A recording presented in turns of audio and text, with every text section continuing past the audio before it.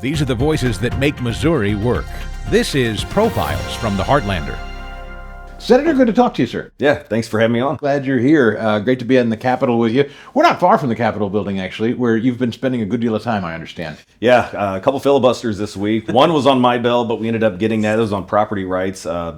Representative Ben Keithley, Representative Chris Brown, they have a bill with me, and we finally got that back to them in the House. But there was a bill on DEI and CRT, getting that out of the schools. That got filibustered. And then the Prop A fix on paid health leave and minimum wage increases. What do you make of this session? When we saw what was a really huge, I would say, landslide election for Republicans nationwide, Republicans did well in Missouri, continue to do well in Missouri. What's the makeup of this session and the Republicans? How have they worked together? Well, it's astonishing because I am a pessimist when it comes to the government and the legislature.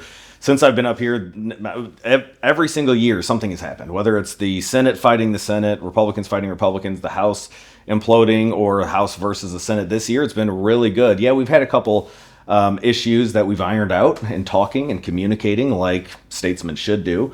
But the Republicans have, in the Senate, communicated a heck of a lot more than my 2.5 years previously. So what that's resulted in is the governor coming down, talking about his priorities, working with us on the crime bill, which is mine. We sent that big crime package dealing with police recruitment, retention, management of St. Louis City Police Department, which is still number one in homicides per capita in America. So that's a huge bill. The governor's working with us on that. He's working with us on tax cuts. He's working with us on school choice.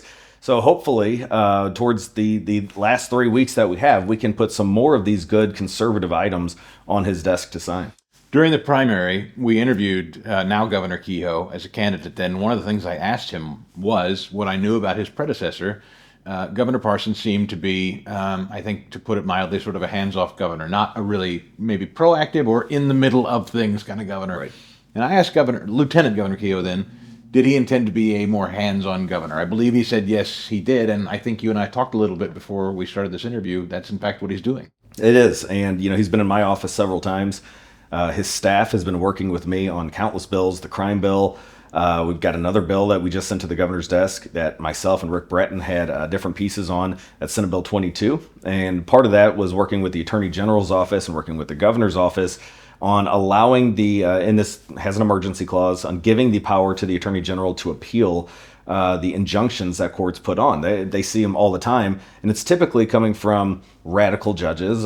Something we saw it on the heartbeat bill. We've seen it on countless other pro-life bills that they put an injunction on these and wait 2-3 years for the trial to occur before that law goes into effect. So this would just get us in line with what the federal attorney general has the right to do, appealing injunctions.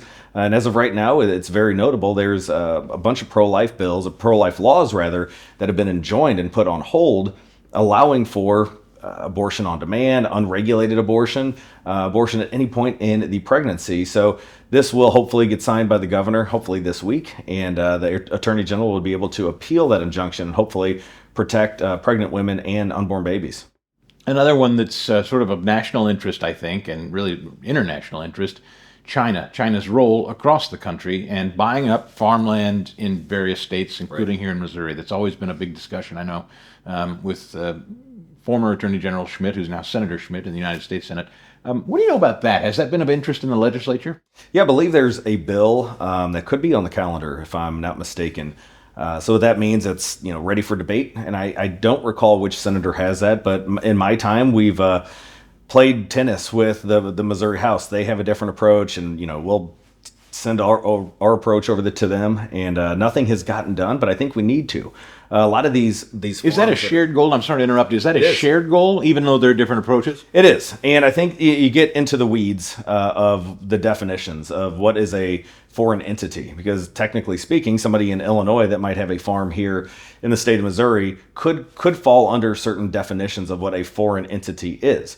Or digging down deeper into the weeds, when you look at the conglomerates that are purchasing land, you're going to have to find some sort of discovery process to ensure that one of the people that are part owners or a partner in this entity is not the Chinese government or any other adversary that we don't want having access to our military bases or our farmlands. What do you know about that? I can't quantify it. Can you? What foreign ownership exists in the state of Missouri, roughly acreage-wise? Well, it's my understanding that a massive amount, I don't have the numbers offhand, but a massive amount, and it's putting us, I think, in the top 10 when it comes to states that have Chinese ownership of farmland. Wow, So 10. that's a big problem. And I know, talking to Attorney General Bailey about his lawsuit, I think it was initiated with now Senator Schmidt, that lawsuit against China, there could be some judgment collections, and China might have to turn over some of this land to the state of Missouri. Forced diversification by China. Right. Divulge, or whatever they call it. Yeah. But anyway, that's a big one. We'll continue to stay on top of that. School choice. We talked a little about that before this interview got started. Where do things stand, incrementally getting closer? Yeah, there's two different approaches right now. Well, I guess three. You have the open enrollment, which is kind of like the free agency school choice for government schools, public schools. That one is in the Missouri Senate. It's already been passed by the House. So I think when we go in next week, that could be one of the first bills that we're dealing with. You've got the other approach of the ESAs and the funding that was designated. I think it was $50 million in the Missouri House budget. I know the governor had a certain number. I don't know if it was higher or lower. And oddly enough, the Missouri Senate zeroed that out. And, for a lot of people who are skeptical about if that money's coming back in, this is something that happens every year. The song and dance between the Missouri House and the Missouri Senate when it comes to the budget, they'll go to conference, they'll find somewhere in the middle. So hopefully we'll get 25 plus million, because I know there's a waiting list for this program that's going to help kids across the state of Missouri. And then you have the other approach, which is thinking outside of the box, looking what other states are doing, and something similar to what Oklahoma has done.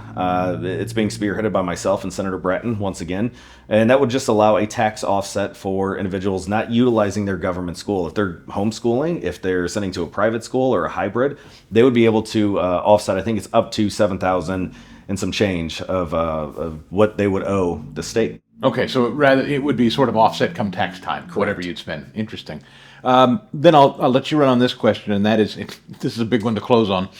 Tax reform. This is something that I know at the federal level, Donald Trump's talking about all kinds of different tax proposals, perhaps, and their big, beautiful bill. Will Missouri ever see a day that we eliminate income tax and go to some other kind of tax system, in your view? I do think we will. If you'd asked me 5 years ago, probably not. But now that we have a governor who campaigned on it, we have a grassroots team that wants to see, at least in St. Charles County, personal property tax reform, real property tax reform, income tax reform. We just sent a package from the Missouri House, sent it to us, so we just verified that and passed that back over to them on capital gains tax. Now, it's not as broad-based as I would like, but it's tax cuts, and it's going to help people keep their money in their own pocket, because we all know taxation is theft. It's something that I think we need to continue harping on while Governor Kehoe is governor. And if it's income tax that comes first, personal property tax repeals that come first, I'm game for all of it. But the conversations that are happening right now are very encouraging, that the Missouri House and the Missouri Senate are spearheading different efforts on all of these different taxes. And I think the Missouri House has sent Mike McGurl's bill on personal property tax cuts. We have Richard West's personal property tax cuts, and we have myself, Ben Brown, Curtis Trent, who all combined have a income tax reduction down to zero. So hopefully, if we can't get that done this year, I'm incredibly hopeful something will get done next session. That's huge. Sounds close. When you look at other states, this is sort of an addendum to the last question. Do you look at a particular state and say, that's the goal, that's our role model, let's shoot for that? Well, the majority of the states around us that have either gotten rid of personal property tax or have reduced income tax, we are now up there competing with Illinois as the most tax states. So I'm looking at all the conservative states around us saying, let's at least get on par with them. But Tennessee, I love what Tennessee is doing in a number of different realms. We just had Glenn Jacobs, the mayor of Knox County, formerly known as Kane in the WWE. He was a Missouri boy, born in Bowling Green. His family's still out here in Moscow Mills. But they were able to get income tax cuts all the way. They're talking about school choice. They're talking about many of the things that we wish we could be getting done on the governor's desk. So he came down to see what he could do to help. And a population explosion, a 100%. business development explosion in Tennessee. And you can look at exactly what Governor Kehoe and my vision is when it comes to crime. When you address the crime and saturate the streets with police and have that deterrent effect, people will come back. But you also need awesome schools, and you also need to compete on a tax level when businesses are looking to move or people are looking to move. So crime, taxes, and school choice. Boy, it's exciting. Sounds like we're close. Maybe when we talk again next year, we'll be there by then. I believe we will. But for now, Senator, thanks for your time today. Yeah, thank you.